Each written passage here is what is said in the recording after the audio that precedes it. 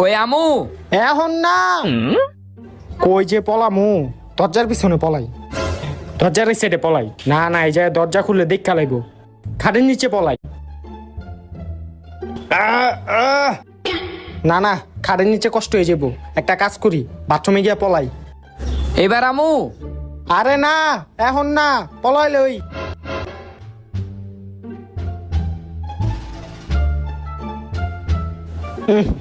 এই যে গন্ধ বাইরিতে আছে, এই যে থাউন যেত না।